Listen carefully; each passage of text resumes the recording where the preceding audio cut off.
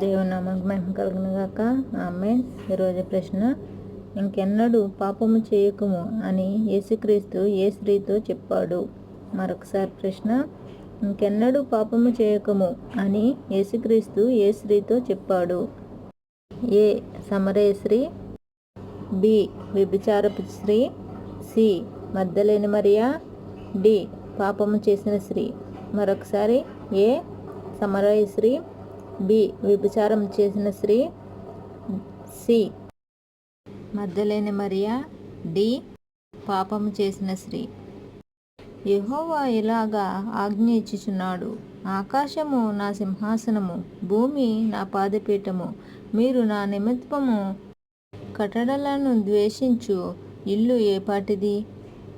నాకు విశ్రమ సమముగా మీరు కట్టడను ద్వేషించినది ఏపాటిది?